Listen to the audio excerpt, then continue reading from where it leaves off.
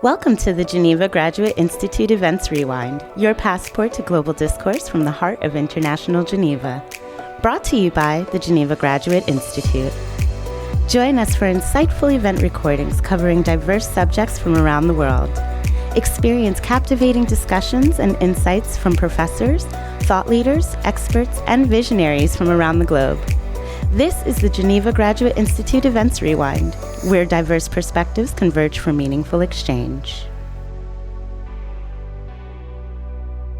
My name is Claire Somerville. I'm the Executive Director of the Gender Centre here at the Graduate Institute, where I teach and conduct research in gender studies. In fact, our first debate took place in 2016, which was the year, in fact, that the IGC, the International Gender Champions, was established. And the three co-founders of the IGC were here. It was US Ambassador Hamamoto, Michael Miller, who was Director General of the UNOG at the time, and Caitlin Kraft-Buchman, founder of Women at the Table.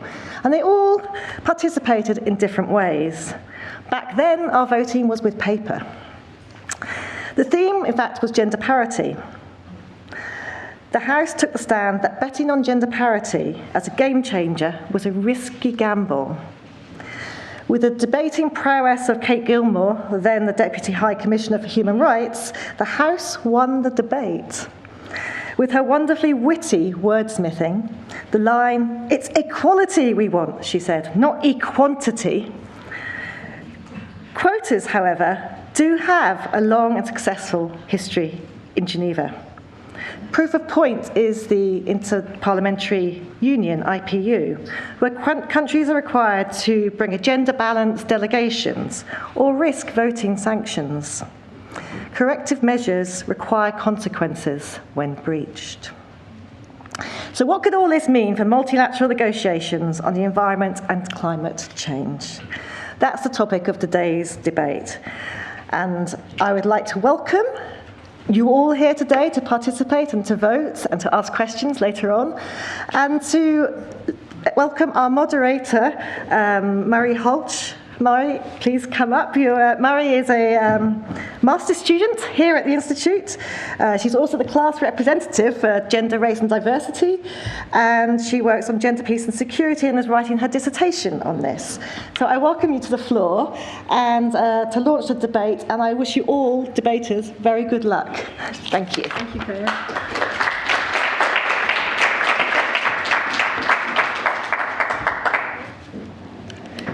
Dear guests, dear participants, I'm very happy to welcome you to the 5th Geneva Gender Debate. And thank you, Claire, for your insightful opening remarks and for your introduction. I'm Marie, I'm a student here, and I'm very excited to lead you through this debate as your moderator. This event is organized by the Geneva Graduate Institute and the International Gender Champions. The International Gender Champions, in case you don't know, is a leadership network that brings together decision makers to break down gender barriers and make gender equality a working reality in the spheres of influence.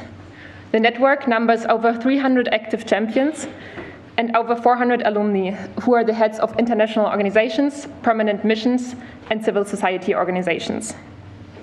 Today is the 5th time that the International Gender Champions have organized the Geneva Gender Debate. With this debate, we want to promote a nuanced conversation around how the best forward for a gender-equal world might look like. The Geneva Gender Debate might revolve around controversial topics, but it's important to say that none of us here is arguing for or against gender equality. Instead, we want to zoom into the nuances in the debates on gender equality and promoting gender equality. And today, we hope to stimulate such a conversation around the topic of mandatory quotas in environmental decision-making. And we chose this topic because women and girls are disproportionately impacted by climate change and environmental degradation. Yet, there's a substantial gap between women's particularly high stake in environmental conservation and their ability to act on it. While women around the world have emerged as important leaders for environmental protection, climate justice, and an ecological transition, they remain significantly underrepresented in institutions forming environmental policy, from community to international, to national governance structures and to international fora. In this context, the motion debated today is also written on the screen. This House believes that a 50-50 representation of men and women should be made mandatory for all environment-related multilateral conferences, negotiations, and fora. And our debaters today will argue in favor and against this motion in the tradition of the Oxford Union debate. We have two teams, one arguing for and one arguing against the motions, and it's important to say that we have assigned these roles before the debate to the participants, so the arguments presented might not necessarily reflect the debaters' personal or professional beliefs. And before we start, let me quickly explain the rules of the Oxford Union debate. We will start this debate with an opening speech from both teams. Then both teams take turns presenting their arguments. And after the main arguments, actually you will come in and we have a short moment for a Q&A with the audience where you'll be able to direct your questions to both of the teams. Just important to mention here is that this event is live streamed and recorded, so your question will be on the recording. And after the Q&A, both teams will present their closing speech, and finally we vote to announce the winning team. And now to the voting, which is very important. We will do one voting now and one when the debate is over. And the team who succeeded to convince more audience members will win the debate. And now it's time for the first vote. So I ask you to please pull out your smartphones, and you can either scan the QR code here on the slide or log into slido.com and then please insert the number that is written there with the hashtag. And in case you don't have Wi-Fi or internet here, there's the password for the Wi-Fi. And I will give you a moment now to log into Slido. Also please let me know if you have any questions around that. You might have to click on polls if you don't find the motion.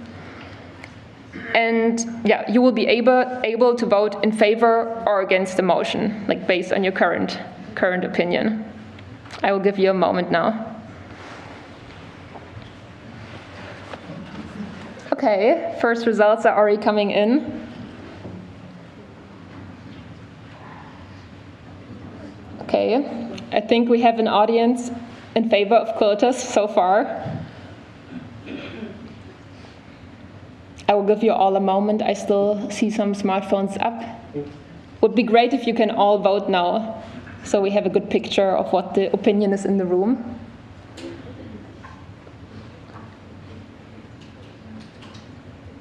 All right, still a little bit moving, but so far it looks like the majority of audience members are in favor of the motions, so I guess we will see during the debate if the opposing team will be able to sway the audience around.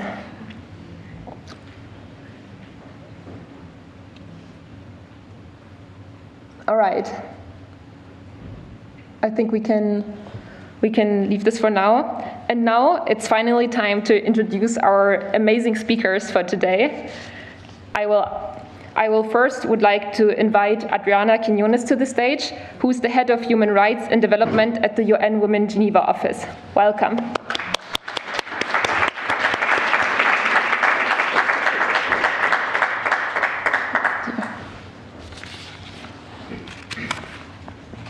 Together with Adriana, also in the team arguing in favor of the motion, is Jean-Pierre Raymond, who's the executive director of 2050 Today, an initiative aiming at reducing greenhouse gas emissions and promoting inclusive climate change action across institutions in international Geneva. Welcome.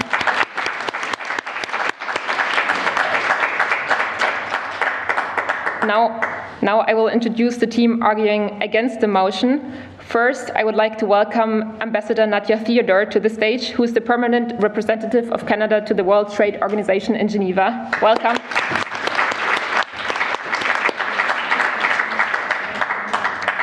And last but not least, Ambassador Matthew Wilson, who is the permanent representative of Barbados to the UN and international organizations in Geneva. Please, welcome to the stage.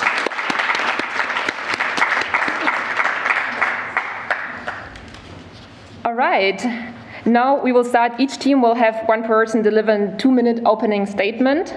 starting with the side in favor of the motion. My colleague Tess here will take care of the timekeeping, which will be vigorous, and will ring a bell once your time is up. Can you please demonstrate? All right. Thank you, Tess. And now I would like to ask the first speaker, Adriana Quiñones, to deliver your opening speech for the team in favor of the motion. You have 2 minutes. Thank you. First of all, thank you for this invitation and the opportunity to speak about this crucial issue. Dear gender champions, by 2050, climate change will push up to 150 women and girls into poverty and will lead 236 million into hunger. Promoting gender equality and ensuring equal representation of women and men in all spheres of public and political life, including decision-making processes such as those related to the environment, is crucial to achieving the SDGs, ending poverty and inequality, and addressing environmental challenges effectively. Evidence shows that equal representation would lead to increased efficiency by addressing the key issues, increasing accountability, increasing funding and financing, and exert as a powerful example that achieving gender equality is possible and ensures inclusivity, and that no one is left behind. Our analysis of 201 speeches in COP 24, 25, 26 shows that only 16% of countries and intergovernmental mechanisms mention gender equality as a key objective. Therefore, it is more important as ever as climate change has different and disproportionate impacts on women and girls. Women's livelihoods are more likely to suffer, as many women rely on natural resources for their income than men do. Climate change and environmental degradation have exacerbated the care demands on women and girls, who take on the bulk of care work when care demands increase and intensify, and public and private systems and services are inadequate for or underfunded to meet them. Women face disproportionate barriers to own productive assets, and the absence of which can limit their capacity to cope with disasters, exacerbating poverty and placing women in a situation of vulnerability. More important, we're missing the opportunity to transform the position of women and girls with clean jobs and innovative technologies.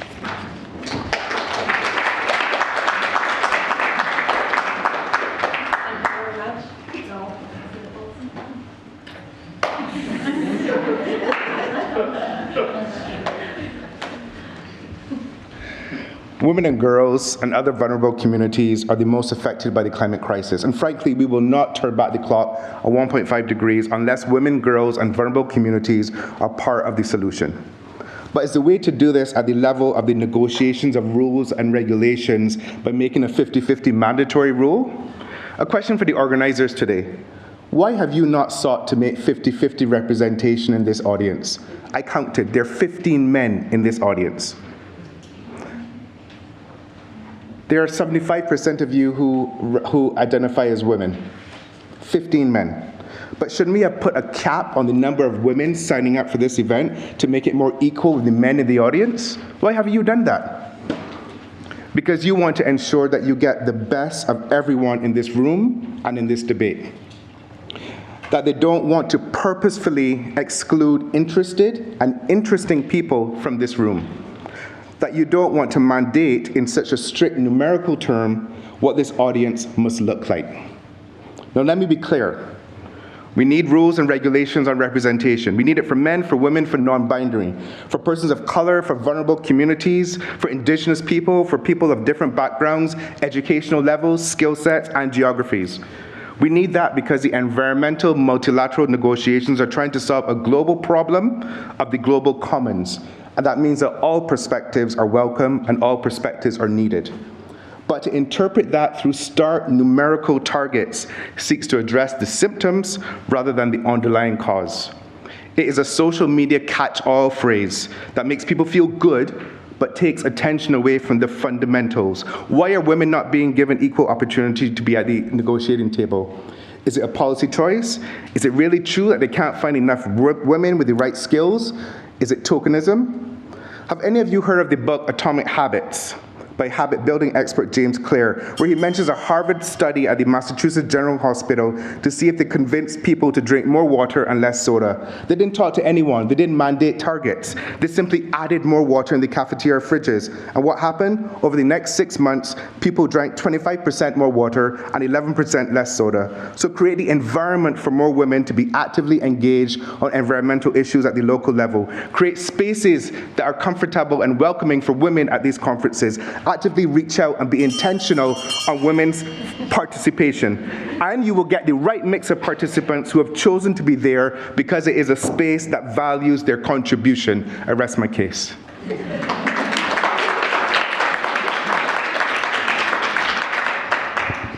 Thank you, Ambassador. I would now, each side will present their arguments in 4-minute time slots, and we will start again with the team in favor of the motion. And now I would like to welcome Jean-Pierre Raymond to the lectern. Ladies and gentlemen, dear gender champions, dear participants, I would like just to make a first point before raising more arguments on the participants. By definition, this motion is not to decide who is participating in what, is to decide who is providing a voice to what is requested to be decided. So it's completely different, and I think the first argument brought by our team is somehow just irrelevant. Because what is important is who is going to speak, not who is going to listen. Now I will bring 4 arguments in favor of this 50%. And I would like also to say that I completely agree with what was said, that we have to create the right circumstances to enable more women to participate. But how do we do it? And I think it's there where we differ. So first of all, let's take facts. It has been mentioned already by my colleague that women are much more affected than men.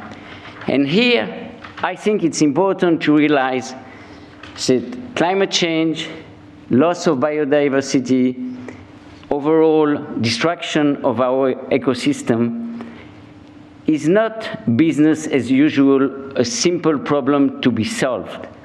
It's an existential threat against humanity. So I think first to take it into consideration makes the general paradigms we have to be completely changed. Why so? Because access to resources, basic resources, like food and water, will be much more difficult. And women will suffer first more. And it's not will suffer, they suffer already more. Second, degradation of resources overall will make their situation more and more difficult because they cannot live. I mean, if they have a family, the husband somehow can say, okay, bye, I will go to the city and find a new job, a new world. But the woman cannot say it. I will leave the babies with the husband and see what's going to happen. I think men in this room will agree that they will not be up to the job. Let's be realistic. Second argument, women are underrepresented in international fora, not only in climate, everywhere. Why so? Because we still have a patriarchalistic society where we think that men should go to school, men should decide, men should be in government, men should be ministers, men should be president. And this has to be changed. And if we don't put in place a system where we can change it, and we keep to think that with a nice voluntary principle it will change, we delude ourselves. We think we will win, but at the end, nothing is going to change. And we have seen it for the last decades. I mean, the change is not that obvious. So let's take a simple example. Out of 28 COPs, how many were chaired by a woman? Can you tell me? The answer is 5. So 5 out of 28, you can agree it's not a lot.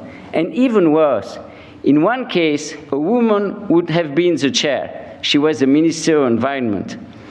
But for some specific reason that you can imagine, the government decided, no, it should be a man to be in charge of the COP. So even when you have the right setup, as mentioned by my colleagues, that it will enable women to participate, at the end, the one who will decide is somebody else. Third element, it's important to set a positive example. If we don't make a real change, we will never make a situation really different. So for example, to have an alternating presidency of important events like COP might be a simple solution to make a real change to be effective. And fourth argument, it's important to set a precedent.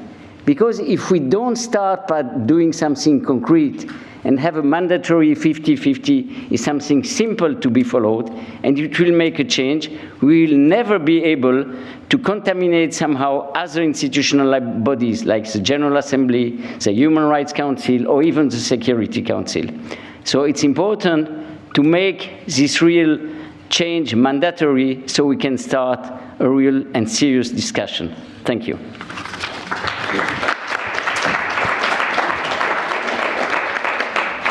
Thank you for presenting your arguments. Now we'll continue with the team against the motion. Please, Ambassador Nadia Theodore.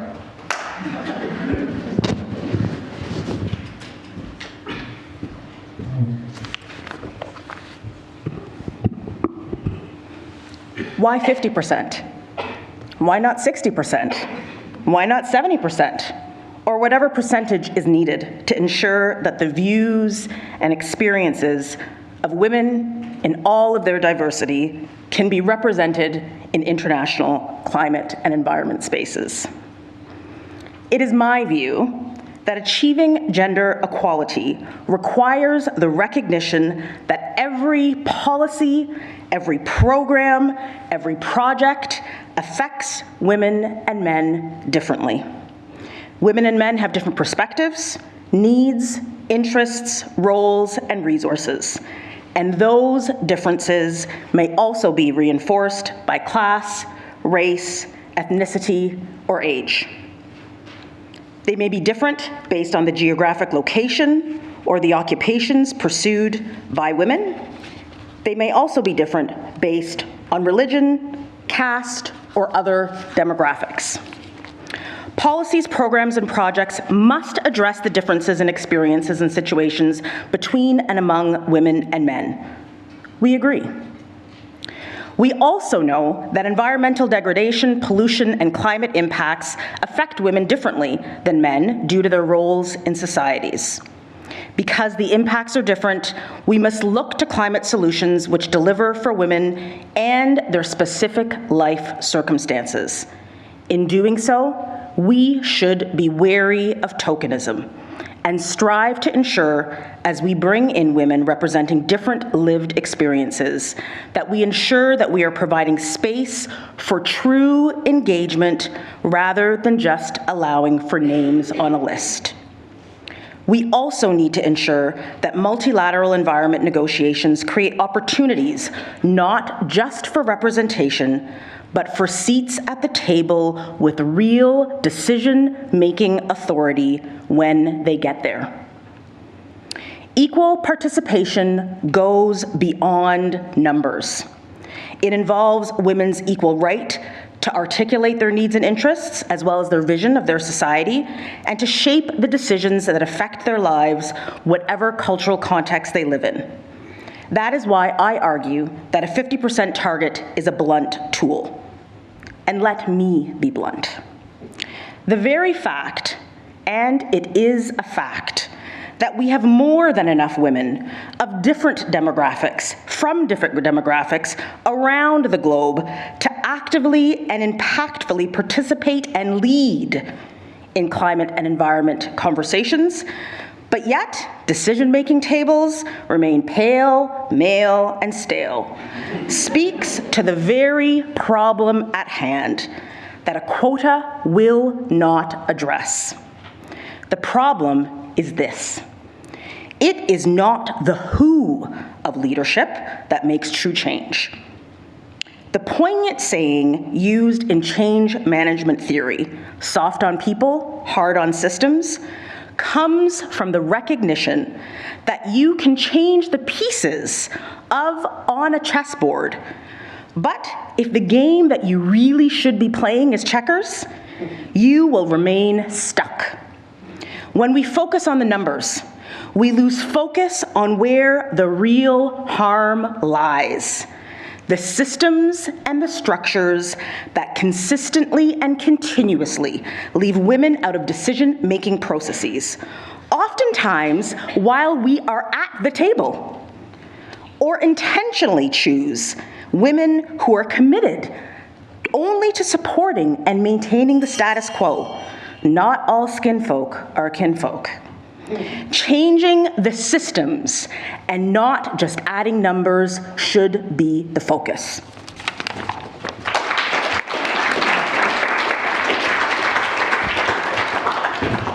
Thank you very much. And now we will turn to the second round of arguments. Please, Adriana Quiñones, it's your turn.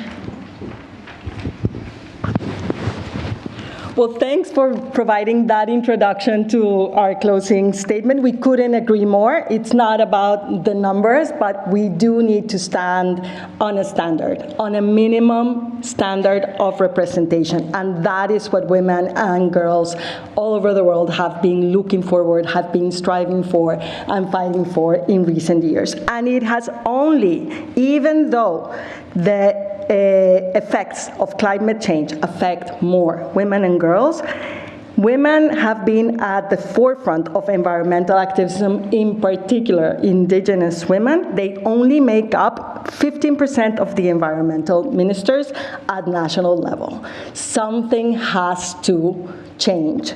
And it has to be an affirmative action that ensures the participation of women and their contributions to be included at the table. There are several barriers to women's participation, and most of us know them. There are social norms. There are discriminatory legislation. There's lack of access to land, to decision-making power, to assets like credit that will enable women to feed their families, to enhance the possibilities of their communities. We cannot deny that those barriers exist and are limiting the participation of women and girls.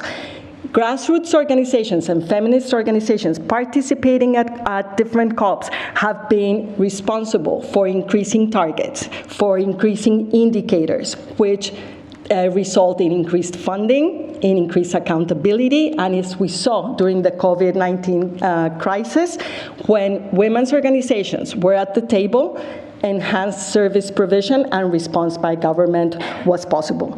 But how can we make that institutionalized? It cannot be that because a government changes, we're going to lose all the gains of women and girls. It cannot be because lack of funding, women and girls are then relegated to non-participation. It has to be a minimum standard, and this is what we're aiming for.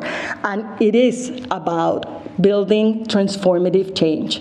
And what message we're sending to women, young women and girls, young men and boys, to society in general, that the people who are sitting at the table have a right to be there. Only when little girls can see us sitting at the table making decisions, they will be inspired to take up the critical challenges of changing the world. But I also want to share with you the impacts of gender-blind policies. Exacerbating gender inequality in food systems, increasing women's labor burden, even going back because of poverty to harmful practices that we all want to end, such as child marriage. And we're seeing it over and over again. So when women are the main responsible for securing water, food, fuel for their households and families, in the event of a severe drought, women's role as primary caregivers become even more demanding. Extreme poverty can lead to girls not attending school.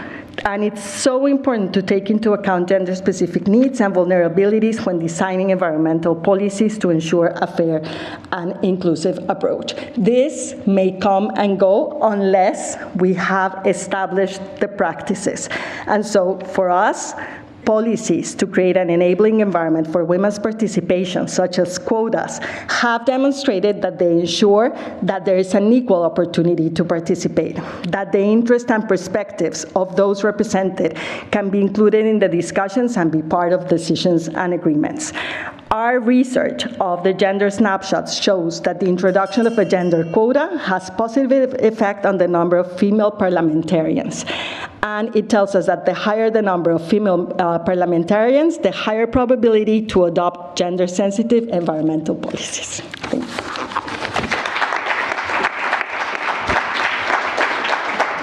Thank you. All right, now the last argument from Ambassador Matthew Wilson, please.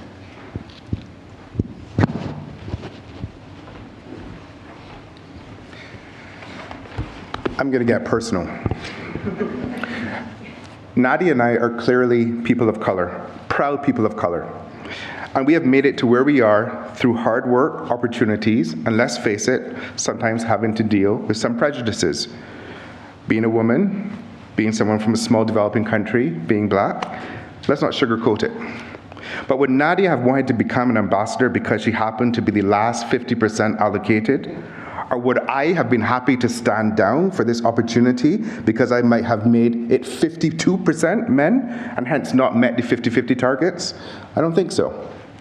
But we know our history enough to understand that forms of affirmative action in the past were extremely important to give persons of color the opportunities they deserve to compete and excel. But is this really what we want to be doing in 2024? We need a shared understanding that diversity and inclusion matters and adds to the richness of the environmental debate. And we have to pledge to have teams that look like the world that they're supposed to represent. 50-50 mandatory representation is a step backwards. Quotas cannot be the chosen catalyst to equal representation. And again, we need to work on the infection and not just the cough. Why is 50-50 representation so challenging? Because there's little support for work-life balance, including childcare, the most valuable unpaid job in the world. Stereotypes persist, even though some research findings show that the gender similarities hypothesis show that men and women can perform the same tasks at the same levels. The pervasive stereotypes that say men are better and more assertive leaders and women are more nurturing and sensitive doesn't shout effective negotiations for women. Women can be all of those things and none of them. Men can be all of those things and none of them. Stereotypes only reinforce barriers to entry. But can we wait for gender parity at environmental conferences to happen organically? Has there ever been a situation where parity has been achieved without hard targets? Yes. Certain fields like medicine, law, journalism, academic biology, and academic psychology are expected to reach parity without numerical top-down intervention. And finally, this may not be a nice thing to hear, but if you make numerical targets mandatory, you may indeed get a race to the finish line, but it could have led to bypassing more qualified persons to tick boxes that will do everybody, especially women, a disservice. I rest my case.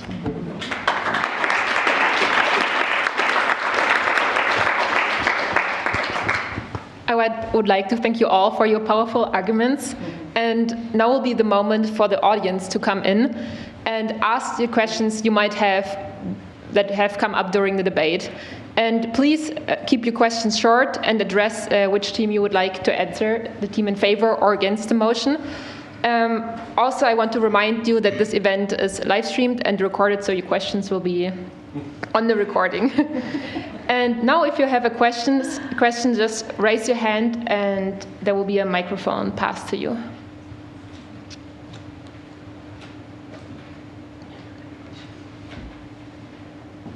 Has there been a hand? Here, perfect.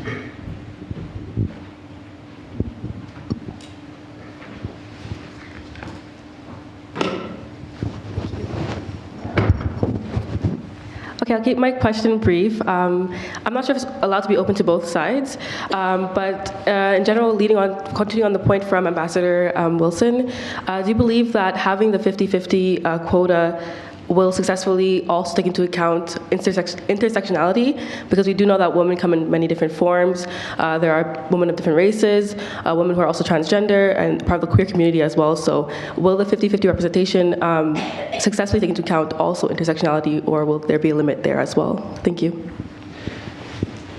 All right.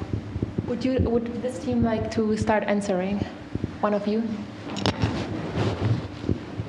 Yeah, I would say it is assumed that we will strive for intersectionality to be included. We're seeing more and more the different needs of populations, and I think this wouldn't work without increased participation of all those that are involved. And in the case of climate, as I was mentioning before, we know that a lot of credit goes to, for example, Afro-descendant groups in many countries that have been responsible for keeping and conserving key parts of the environmental treasures that we have around the world, indigenous peoples with their traditional knowledge. All this has to be brought into the table. So I think that this conversation about a 50-50 is about a minimum, a bare minimum standard. Thank you. Would you also like to answer the question, or? I have my, thank you. No, it's okay. Okay. Well, I would just say that is it? Yeah? No. I think mine is also, yeah. Okay, merci. Mine was also. We share the microphones. We are very Exactly. We're very open. We're very open. I would just say that it's an excellent question, and I would pose to the fora team, what percentage? What percentage? Are we doing 50%, 60%, 70%? We seem very, very clear that when it comes to men and women, there is a hard 50% rule. But when we talk about intersectionality, it becomes a best endeavor. So I would ask, what percentage? Thank you so much. I'm sure your team can address this in the closing statement later. Thank you for your question again and for being brave. And the first one, I see already a hand raised there. In the middle, the man sitting on the side. Thank you. Hi, thank you for the interesting discussion. The question I have for those who are against the motion, if you don't put mandatory quotas, how long do you think it will take you to achieve appropriate representation of women by addressing root causes, etc., that you mentioned without mandatory quotas? From your expectations, how long do you think it will take you, especially that the clock is ticking? Thank you for your question.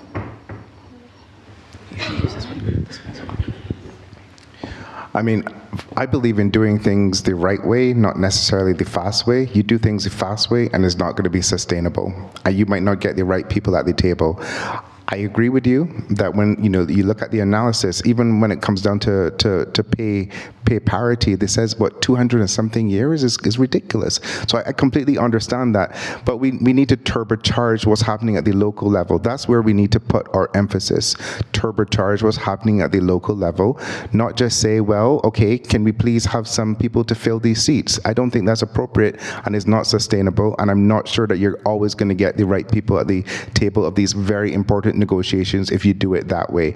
And as I can't remember if it was you, I hope it was you because I'll be agreeing, who said that sometimes you have women who are placed in these positions who are not empowered to act independently, and that's not what we want. And that's what I fear will happen if you give quotas.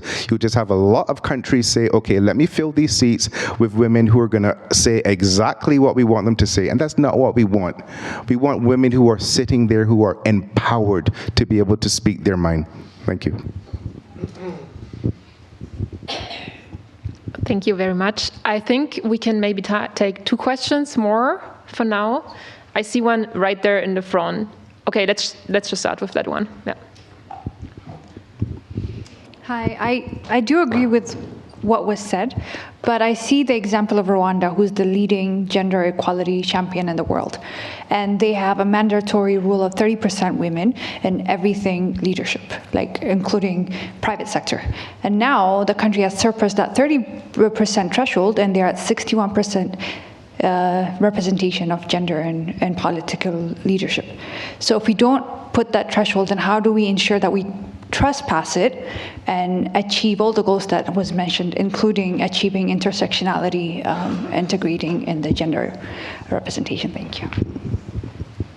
Which team would you like to answer the question? Both? All right. Then let's start with you. Would you like to take the question? I think in any case, it's a process that we have to launch. So basically is where we start. We have seen that by hoping, by having voluntary measures, it takes long time. Maybe in 1,000 years, we will achieve it, no doubt. I mean, progressively, women will go more into school and so on. I mean, somehow it's the normal process.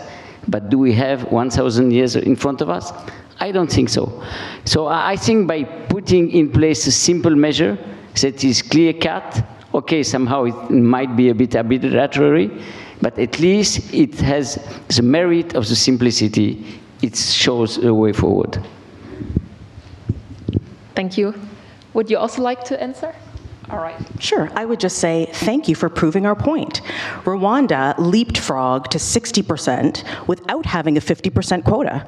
They chose 30%, which proves that they were focused on the systems and the structures that were required to ensure that women had a seat at the table with real decision-making authority while they are there. So the fact that they have now gotten to 60% and a structure and a system that means that women are actually empowered to lead as they would like without a 50% quota is exactly what we are saying. Thank you. All right, we have still time for more questions. I see a hand there right in the back.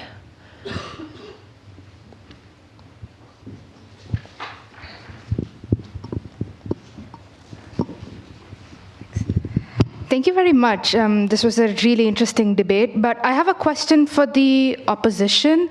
Assuming in a hypothetical scenario we do not have a 50-50 representation requirement, what sort of parameters or metrics of assessment would you use to determine that there is change, that there is more representation of women, more representation of young women, of say transgender persons as well, especially in multilateral conferences and negotiations, given many different opinions across different countries on what constitutes, an equal representation and who they choose to send for these events, not events, but conferences and fora.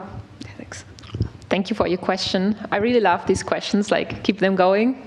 All right, here.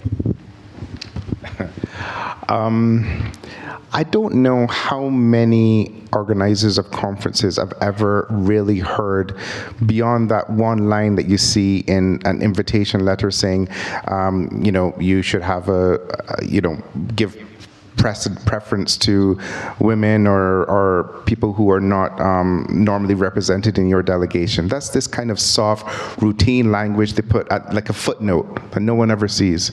So frankly, I think organizers of international conferences need to be more intentional about this. And you can be more intentional without mandating numerical targets. You can provide incentives as well. You can name and shame without numerical targets as well. So I think there are other softer ways that will ensure you get the right women at the table rather than just this very hard, let's have 50% men and 50% women. And because this is live stream, I'm not going to call any countries, but I will say, what is your preference? Let's say that there was a country that was hosting a big environmental meeting and they have their organizing committee is just all men. So then there's a bit of a pressure. And then all of a sudden you find 8 or 9 women all of a sudden who are now on the organizational committee, right? How do you feel about that? And that's a question I'm throwing back to the audience. How do you feel about that? Was that global pressure?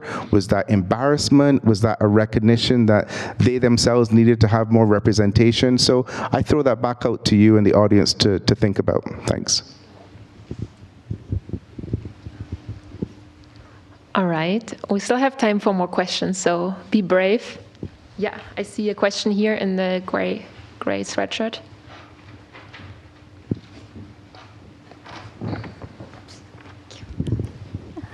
Hello, I have a question for the against team. You said it's not about the quota, but it's more important to secure that the qualified people, whether it's men or women, are seated in the multilateral conferences in terms of environment-related issues. So, but my question is that to raise or to nurture those qualified persons, I think there should be more enabling environment that provides more qualified educations or opportunities. Do you think it can be possible or it can be achieved where there's not parity between men and women, like that still give enabling environment for women to be more exposed to this qualified quality or opportunities? Thank you for your question. Also, you're really putting the opposing team here in the hot chairs. Maybe afterwards we can also have some questions again for the other team, but I will give you that. Well, to answer simply, yes. And I would go one step further and say that, in fact, that enabling environment needs to be created in the systems where men are. I always find it very interesting. For me, it's usually a question around, what do we do to fight racism? And my answer is always, I don't know, it's not a me problem, it's a you problem. The same thing happens when we talk about more women in climate and environment negotiations. It is not for women to step up and solve the inequity and the inequality that exists in the structures.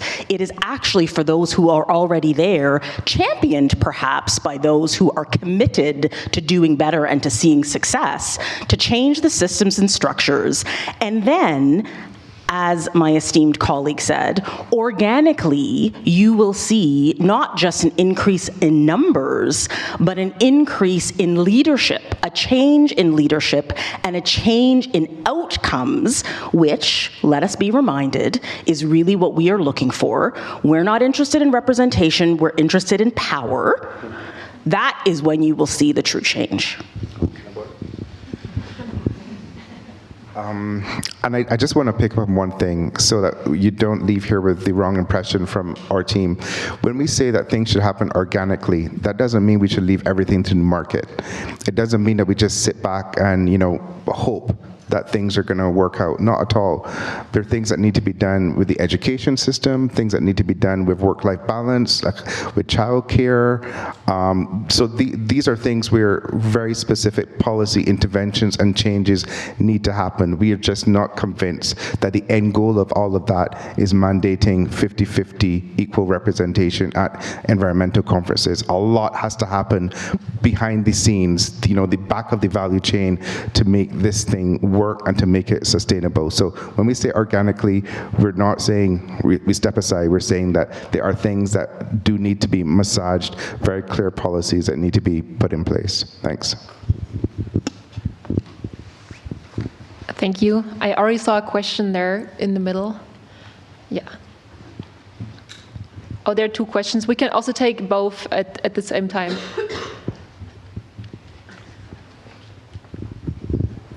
Thank you for your response, Ambassador Wilson. I love that last point of looking at things behind the scenes, because when we focus at the top, it tends to hide the other systemic issues.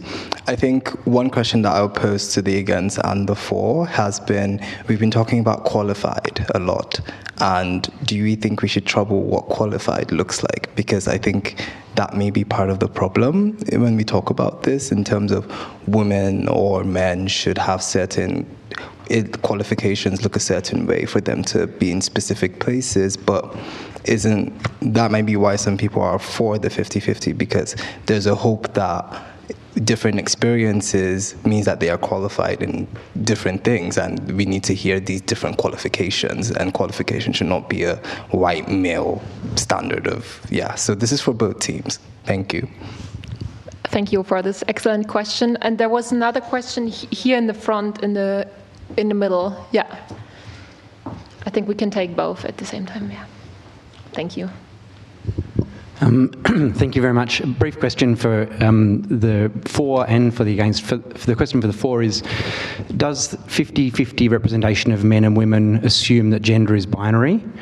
And for the against, does your argument presuppose that mandatory quotas and addressing root or underlying causes of inequality are mutually exclusive rather than complementary? Also, great question. You want to take one of those? Yes, maybe let's start with qualification. I think this is a completely different debate. I mean, how and who are you to say who is qualified within a delegation? I mean, what do? We provide mandatory tests to see how efficient, how qualified the delegates are. If you take it for head of states, maybe some will fail. So what do? You send them back? So, I mean, it's a non-starter as a debate.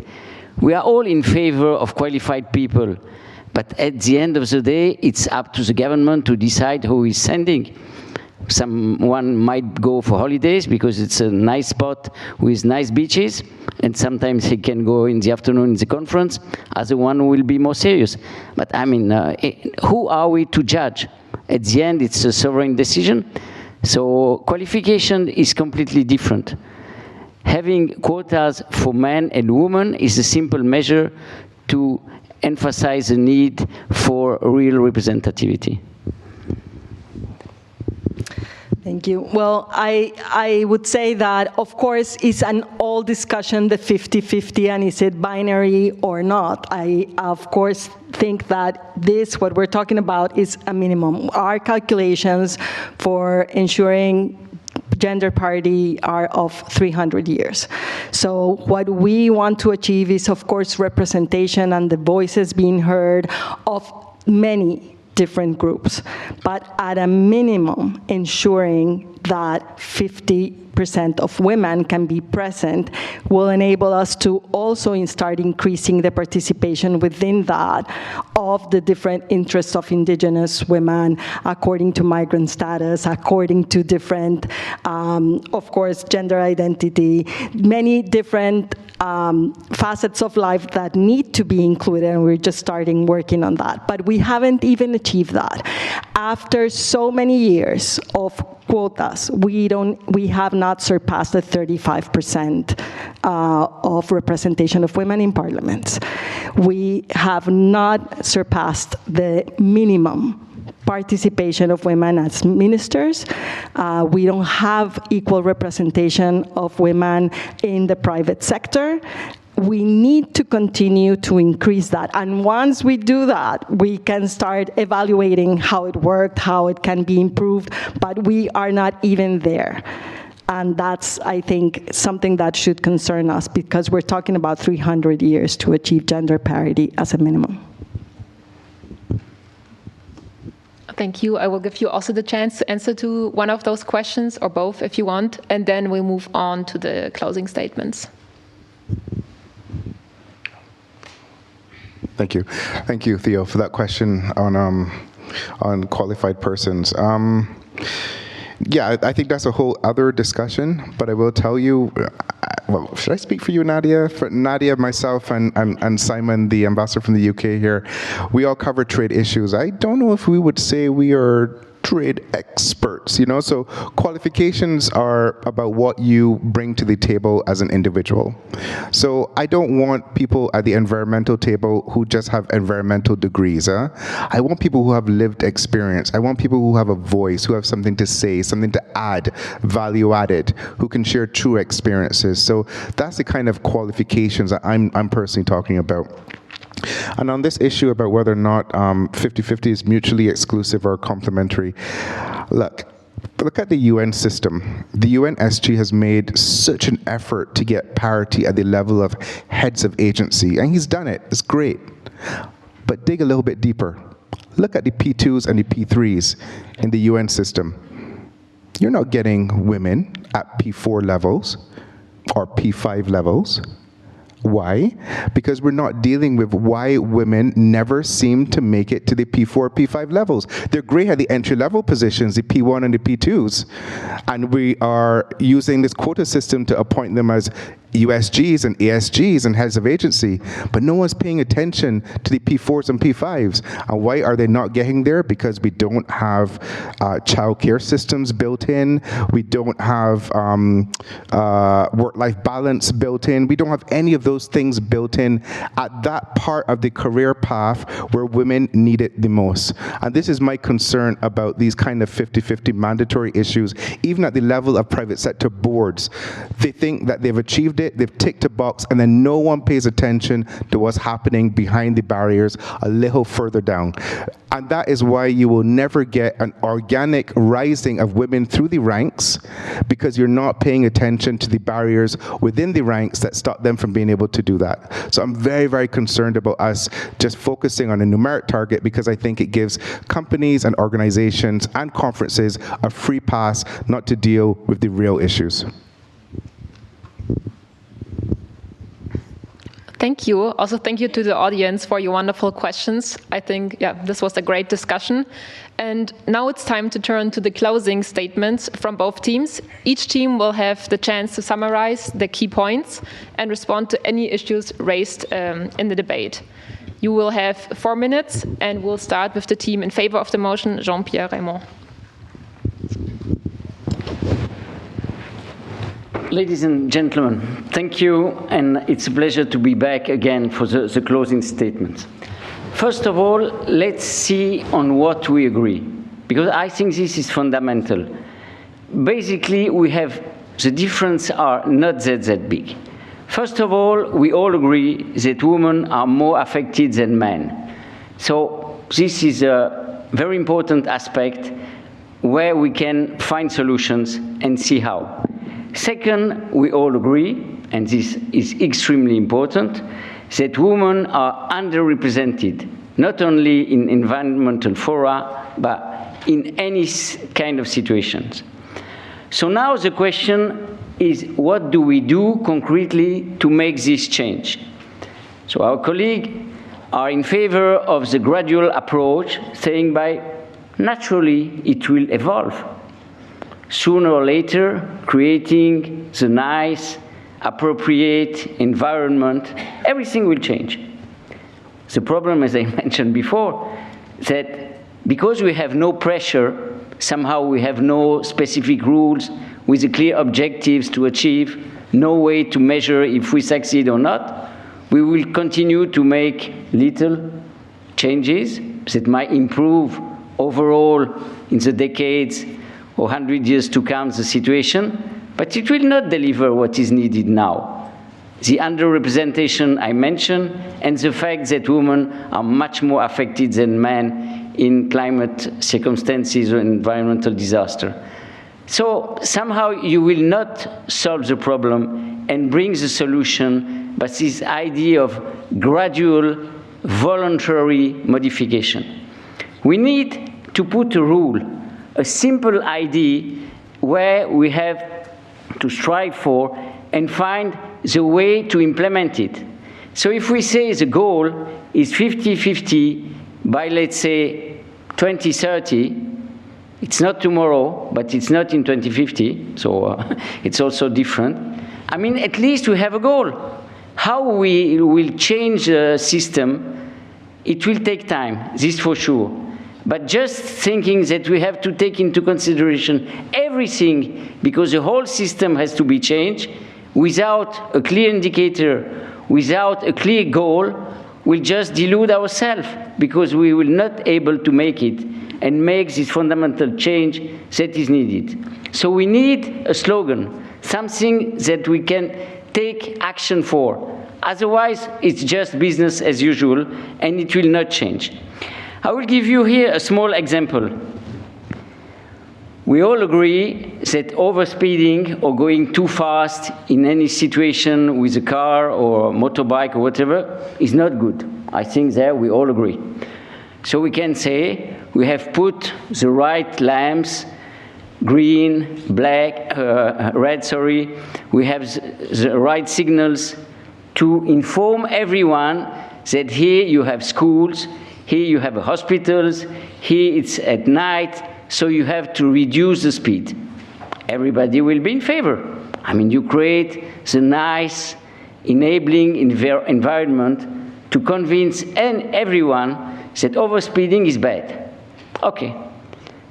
But is it going to make a real change if you have no sanctions?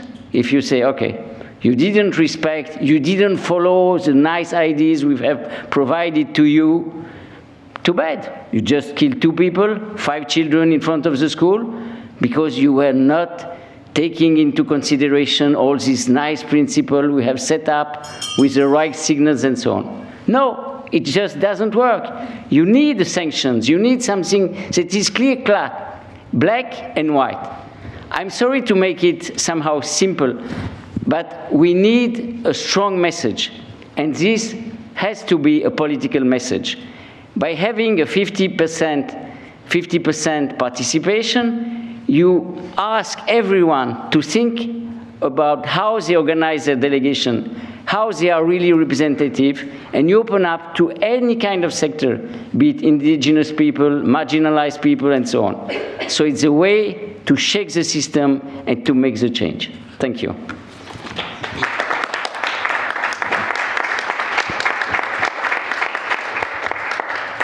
Thank you for your closing statement. Now it's your turn. Nadia, thank you.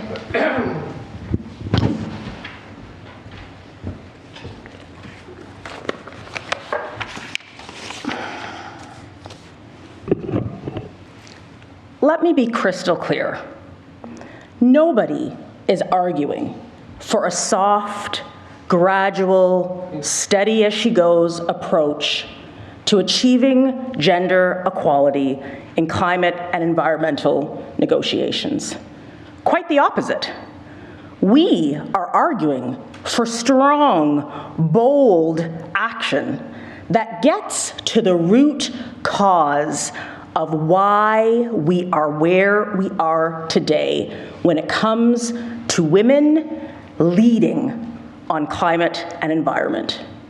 What we are saying is that if we are going to spend time on metrics, if we are going to spend time on quotas, if we are going to spend time on bold action, let that action be about the systems. Let that action be about the why of women's lack of leadership in these fora. The data was clear and was presented to us. In Rwanda, 30% representation led to serious, impactful change. We heard that despite a 50% quota in representation, we still have not achieved it several decades later, and we are not on track to do better. So, what we are saying is bold action is required, but bold action in the direction that gets us where we want to be. Not bums in seats, but power at the table. Not simple numbers, but systems that allow women to lead in their entirety with structures and systems in place that allow them to do so in the manner in which they need to. Please do not mistake our message. Women in all of our diversity are needed at the climate change table, are needed at the environmental table. And if we actually want to get there, we need to do things differently. Doing the same things over and over and expecting a different result is insanity. Let's go beyond the slogans, go beyond the insanity, and do what is truly needed to get to equity.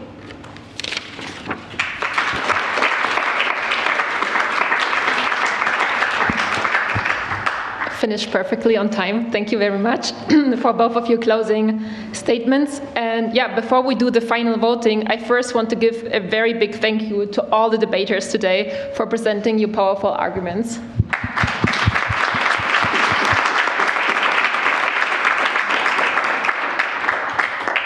And as I explained in the beginning, now it's time for the second vote. And the person who was, or like the team who was able to convince the audience will be declared the winning team. So now the QR code is up again. So please take out your phones and you can scan the QR code or log into slido.com and insert the code.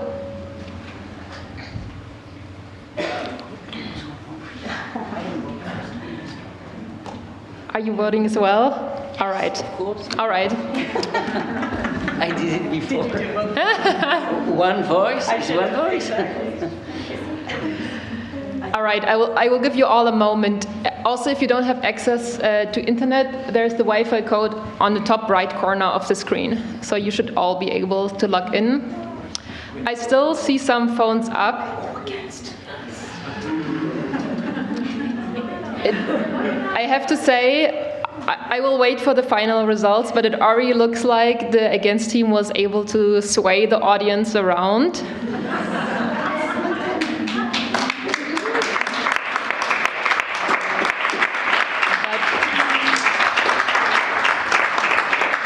No, this is truly wonderful, but I will have you all voted. I still see some phones. No, I think it's all good.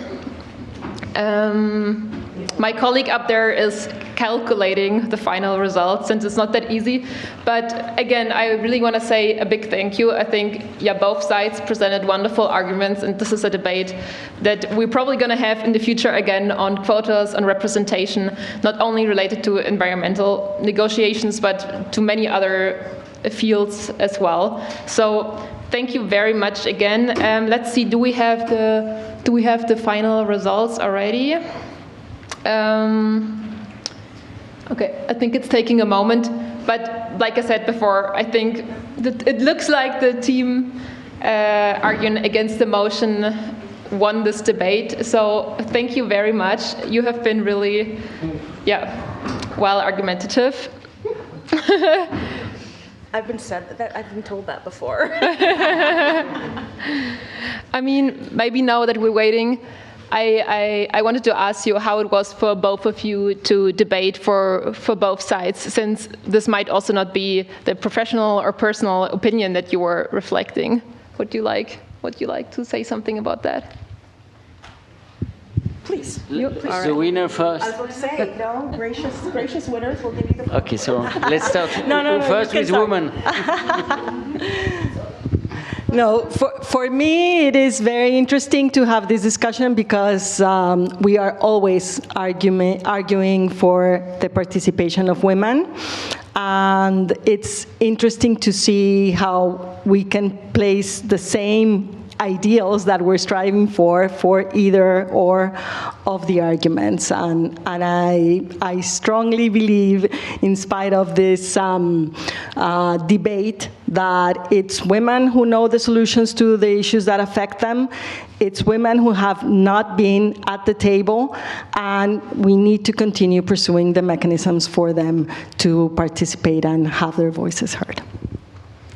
Yes, for me it was really interesting to be part of this exercise, because I think basically we have all the same opinion, except that for the debate.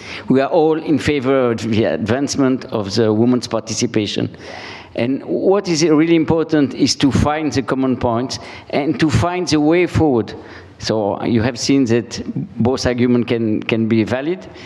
And I think if we have really this objective to measure the success and to find the real ways to implement action, we will succeed.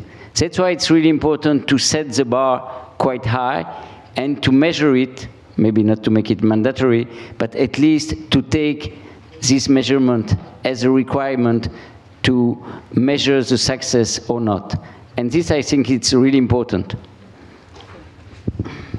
Thank you very much. Would you like to add something, or? Maybe just quickly, I would just say that I found it really interesting because I think that historically I have been a strong, fervent supporter of 50% representation as a requirement. But I must say that more and more as I see how I myself am treated at decision-making tables, and the amount of emotional labor that goes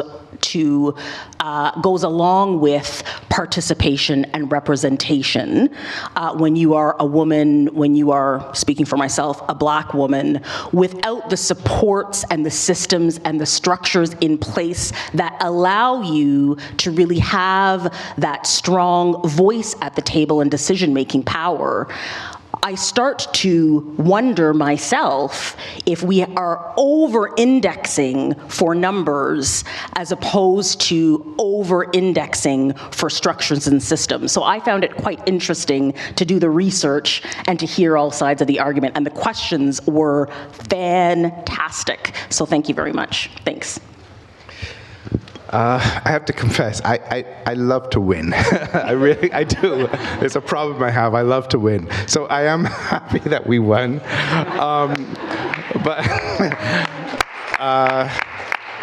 But you know, I went into this really a fervent believer of 50-50 mandatory, yeah? I really, really did. And as Nadia said, it was the research that we did, and even hearing your arguments that kind of have persuaded me that maybe, as the gentleman there said, the two things have to happen in tandem, but maybe we need to give much more emphasis to the systemic change than just this harsh numerical target. So this really has been a great exercise for me personally as well, to be honest. So thank you. Thank you very much. Before we end this event today, we still have some time for virtual closing remarks by Mr. Martin Chengon, who is the Secretary General of the Interparliamentary Union and the Chair of the International Gender Champions Global Board.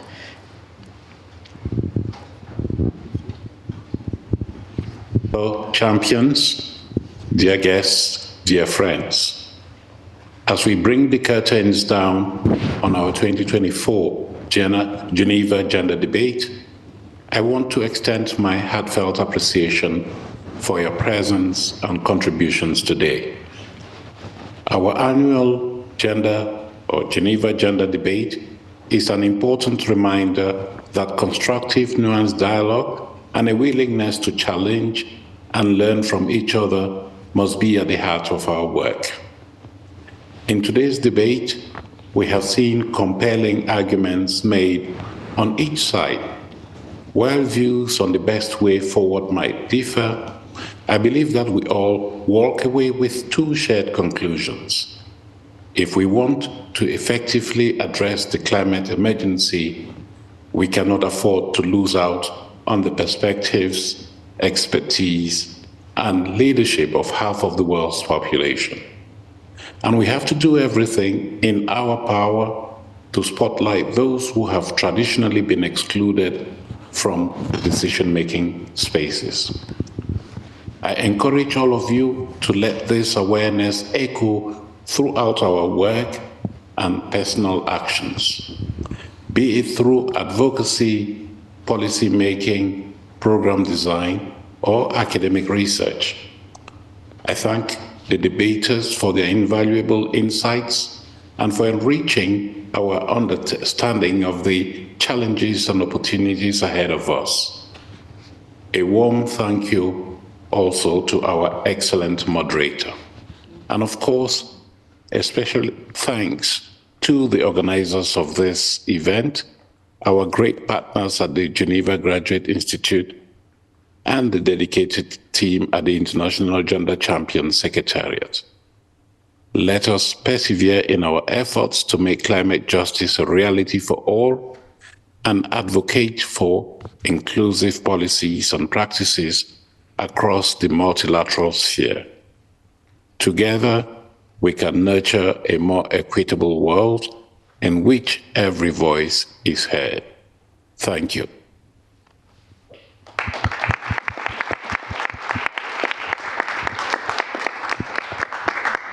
Thank you everyone for coming today, and special thanks again to our wonderful debaters. I think we can really see that there are many ways forward in the fight for gender equality. So yeah, this is it. I wish you a good afternoon. Thank you for coming.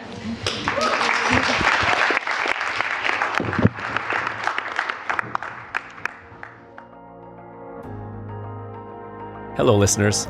I'm Dan Graham, Head of Communications at the Geneva Graduate Institute.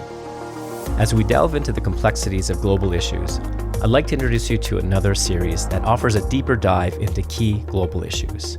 It's called What Matters Today, and it's produced by the same team that brings you this podcast.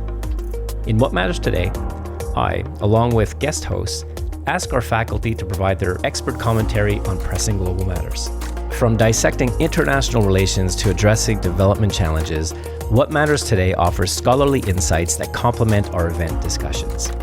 If you're eager to broaden your understanding of global affairs and hear from academic experts, I encourage you to give What Matters Today a listen. You can find it on all major podcast platforms. Subscribe now to enrich your perspective beyond our event recordings.